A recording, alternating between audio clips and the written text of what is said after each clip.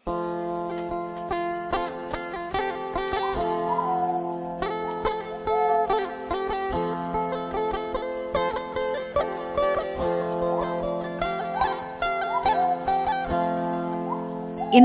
Tiwadak Deteksi Dini Kesehatan Jiwa pada anak sekolah Puskesmas Mungkur Agung.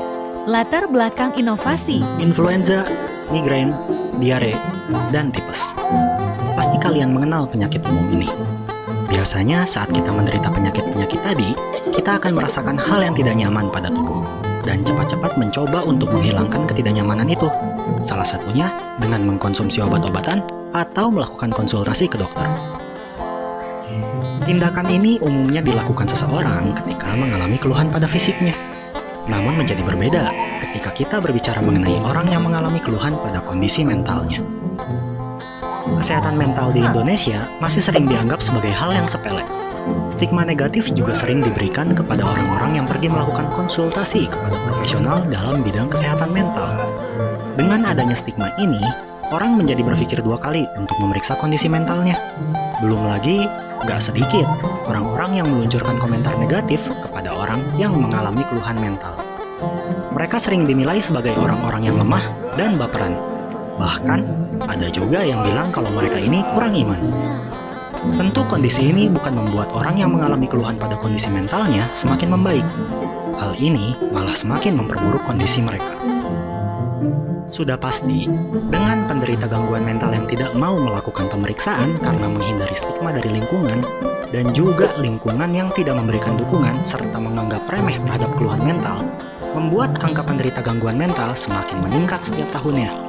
Pada tahun 2021 sendiri, Kementerian Kesehatan Indonesia mengatakan kalau ada peningkatan sebanyak 6,5% pada kasus depresi. Dan ini hanya dari depresi saja, belum termasuk gangguan mental yang lainnya. Informasi selanjutnya pasti akan membuat kalian lebih terkejut lagi. Gangguan-gangguan mental ini juga ternyata sudah muncul pada anak-anak dengan usia di bawah 20 tahun. Berdasarkan data dari UNICEF, jumlah penderita gangguan mental di usia 10 hingga 14 tahun berada di angka 44.647.000. Dan pada anak di usia 15 sampai 19 tahun sebanyak 44.563.000. Dengan budaya pemberian stigma dan menganggap remeh gangguan mental, tentunya semakin membuat anak kesulitan untuk mendapatkan penanganan dan pengobatan. Kondisi ini tentunya dapat memperburuk kondisi mental anak. Dan lebih parahnya, anak bisa saja memunculkan keinginan untuk mengakhiri hidupnya. Kabar buruknya, hal ini sudah terjadi. Berdasarkan data lain dari UNICEF, ternyata kematian yang dikarenakan bunuh diri pada anak usia 15 sampai 19 tahun berada di posisi keempat di tahun 2019 kemarin. Bahkan, angka kematian anak yang disebabkan HIV digabungkan dengan angka kematian anak karena tenggelam masih belum bisa menyaingi jumlah angka kematian anak yang disebabkan oleh bunuh diri. Lalu, apa yang bisa kita lakukan untuk berkontribusi dalam menekan jumlah peningkatan angka penderita gangguan mental atau bahkan angka bunuh diri? Salah satu upaya yang paling sederhana yang bisa kita lakukan adalah dengan menambah wawasan mengenai gangguan mental. Karena pada dasarnya, banyak orang yang memberikan stigma negatif pada penderita gangguan mental adalah orang-orang yang tidak memahami secara baik mengenai gangguan mental itu sendiri. Adapun manfaat dari inovasi ini adalah bagi anak sekolah,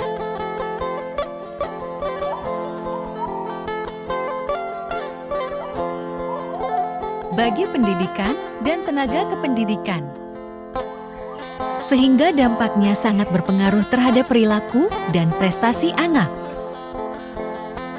Karena anak yang sehat itu bukan hanya sehat fisik, tetapi sehat secara mental emosional, sangat berpengaruh pada perilaku dan prestasi anak tersebut. Ayo cegah gangguan kesehatan jiwa dengan deteksi dini kesehatan jiwa pada anak sekolah.